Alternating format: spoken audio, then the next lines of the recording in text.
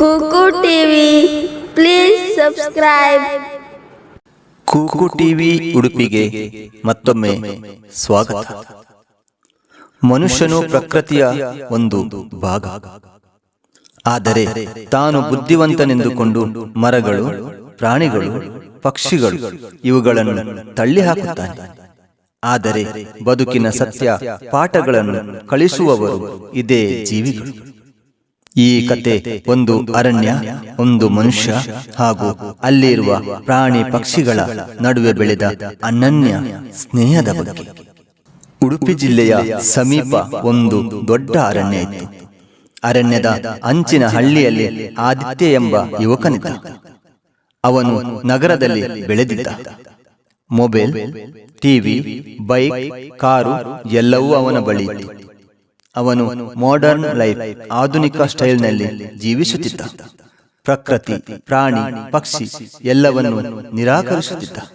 ಹಾಗೆಯೇ ಇವುಗಳಿಂದ ತುಂಬಾ ದೂರ ಇರುತ್ತಿದ್ದ. ಒಂದು ದಿನ ಅವನು ತನ್ನ ಕೆಲಸದ ರಜಾ ದಿನಗಳಲ್ಲಿ ಮಾವನ ಮನೆಗೆ ಹಳ್ಳಿಗೆ ಬಂದ.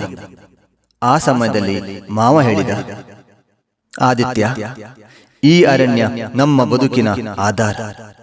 ಇಲ್ಲಿ ಮರಗಳು, ಪ್ರಾಣಿಗಳು, ಪಕ್ಷಿಗಳು, ಹೀಗೆ ನಾವೆಲ್ಲರೂ ಒಂದು ಕುಟುಂಬ ಇದ್ದಂತೆ. ಆದರೆ ನೀನು ಅದನ್ನು ಅರಿತುಕೊಳ್ಳಲು ಪ್ರಕೃತಿಯೊಳಗೆ ಕಾಲಿಡಬೇಕು. ಆಗ ಈ ಸುಂದರವಾದ ಕಾಡು, ಪ್ರಾಣಿ ಪಕ್ಷಿಗಳ ಬೆಲೆ ಏನು ಎಂಬುದು ನಿನಗೆ ತಿಳಿಯುತ್ತದೆ. ಮಾವನ ಮಾತನ್ನು ಕೇಳಿದ ಆದಿತ್ಯ ಕೇವಲ ನಗಿದ. ಅವನಿಗೆ ಅದು ಕಥೆಯಂತೆ ತೋರಿತು. ಒಂದು ಬೆಳಿಗ್ಗೆ ಅವನು ಅರಣ್ಯಕ್ಕೆ ಹೋದಾಗ ಒಂದು ಕಾಡು ನಾಯಿಯ ಮರಿ ಗಾಯಗೊಂಡಿದ್ದನ್ನು ಕಂಡ. ಹಸುವಿನಿಂದ ನರಳುತ್ತಿದ್ದ ಅದು ಅಳುತ್ತಿತ್ತು. ಮೊದಲಿಗೆ ಅವನು ಹೆದರಿದ. ಆದರೆ ಮರಿಗೆ ಕರುಣೆ ತೋರಿ ರೊಟ್ಟಿ ಕೊಟ್ಟ. ಆ ದಿನದಿಂದ ಆ ಕಾಡು ನಾಯಿ ಕಾಡಿನ ಅಂಚಿಗೆ ಬಂದು ಅವನನ್ನು ಕಾಯುತ್ತಿತ್ತು. ಆದಿತ್ಯ ಅಚ್ಚರಿಪಟ್ಟನು. ಒಂದು ಕಾಡಿನ ನಾಯಿ ನನ್ನ ಸ್ನೇಹಿತನಾದನೆ. ಪ್ರಾಣಿಗಳಲ್ಲಿಯೂ ನಿಷ್ಠೆ ಎಷ್ಟು ಗಟ್ಟಿಯಾಗಿದೆ ಎಂದು ಮನದಲ್ಲಿಯೇ ಅಂದುಕೊಂಡನು. ಒಂದು ದಿನ ಆದಿತ್ಯನು ಕಾಡಿನೊಳಗೆ ಬಹಳ ದೂರ ಹೋಗಿದ್ದ. ಆಕಸ್ಮಿಕವಾಗಿ ಕತ್ತಲೆ ಆವರಿಸಿತು. ಅವನು ದಾರಿ ತಪ್ಪಿದ. ಆದರೆ ಅವನನ್ನು ಹಿಂಬಾಲಿಸುತ್ತಿದ್ದ ತನ್ನದೇ ಹಳ್ಳಿಯ ಪಾರಿವಾಳಗಳ ಗುಂಪು ಗಟ್ಟಿಯಾಗಿ ಹಾರಾಡಿ ಅವನಿಗೆ ದಾರಿ ತೋರಿಸಿದವು. ಅವನು ಸುರಕ್ಷಿತವಾಗಿ ಹಳ್ಳಿಗೆ ತಲುಪಿದ. ಅವನ ಹೃದಯದಲ್ಲಿ ಒಂದು ಅರಿವು ಬಂತು. ಪಕ್ಷಿಗಳು ಕೇವಲ ಗಾನ ಮಾಡುವ ಹಕ್ಕಿಗಳಲ್ಲ, ಅವು ಬದುಕಿನ ದಾರಿ ತೋರಿಸುವ ಮಾರ್ಗದರ್ಶಿ. ಒಮ್ಮೆ ಅವನು ಕಾಡಿನ ಮರವೇರಿದ ಮಂಗ ನೋಡಿದ.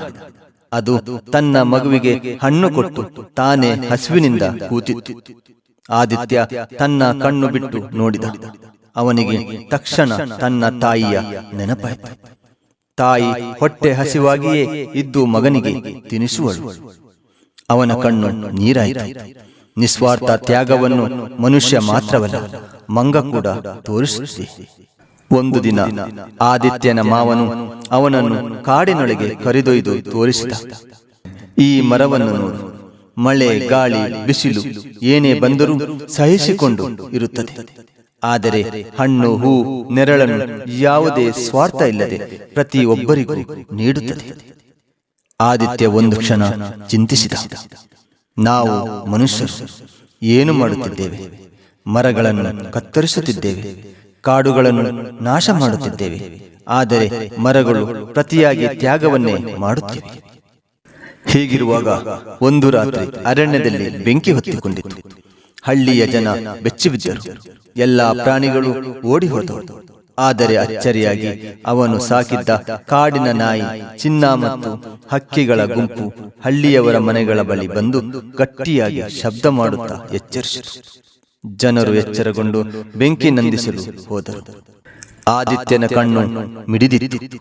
ಈ ಪ್ರಾಣಿ ಪಕ್ಷಿಗಳು ಇಲ್ಲದಿದ್ದರೆ ನಮ್ಮ ಹಳ್ಳಿ ಇಂದು ಬೆಂಕಿಯಲ್ಲಿ ಕರಗಿ ಹೋಗುತ್ತಿತ್ತು. ಈ ಎಲ್ಲಾ ಘಟನೆಗಳು ಆದಿತ್ಯನ ಮನಸ್ಸನ್ನು ಬದಲಾಯಿಸಿತು. ಅವನು ಊರಿಗೆ ಹಿಂತಿರುಗಿದಾಗ ತನ್ನ ಸ್ನೇಹಿತರಿಗೆ ಹೇಳಿದ, ನಾವು ಪ್ರಾಣಿಗಳಿಗಿಂತ ಬುದ್ಧಿವಂತರಲ್ಲ. ನಾವು ಕಲಿಯಬೇಕಾದ ಪಾಠವನ್ನು ಅವು ಕಲಿಸುತ್ತವೆ. ನಿಷ್ಠೆ ನಾಯಿಯಿಂದ, ಕೃತಜ್ಞತೆ ಹಕ್ಕಿಯಿಂದ, ತ್ಯಾಗ ಮಂಗನಿಂದ, ಧೈರ್ಯ ಕಾಡಿನಿಂದ.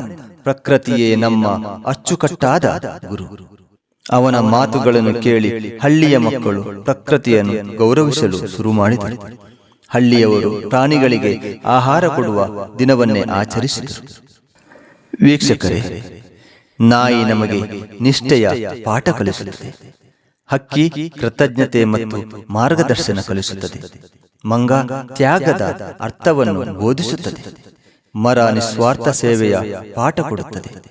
ಅರಣ್ಯ ಧೈರ್ಯ ಮತ್ತು ಏಕತೆ ಕಲಿಸುತ್ತದೆ.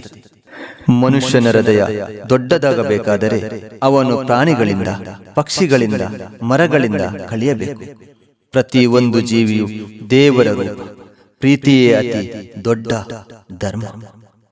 ವೀಕ್ಷಕರೇ, ಈ ಸುಂದರವಾದ ಕಥೆಯು ನಿಮಗೆ ಇಷ್ಟವಾದರೆ ದಯವಿಟ್ಟು ಈ ವಿಡಿಯೋವನ್ನು ಶೇರ್, ಕಮೆಂಟ್ಸ್ ಮಾಡಿ. ಹಾಗೆಯೇ ಕುಕ್ಕು ಟಿವಿ ಉಡುಪಿ ಯೂಟ್ಯೂಬ್ ಚಾನೆಲ್ ಅನ್ನು ಸಬ್ಸ್ಕ್ರೈಬ್ ಮಾಡಿ. ಹಾಗೆಯೇ ಬೆಲ್ ಐಕನ್ ಕ್ಲಿಕ್ ಮಾಡುವುದು ಮಾತ್ರ ಮರೆಯಬೇಡಿ. ಧನ್ಯವಾದಗಳು. Cuckoo TV, please subscribe.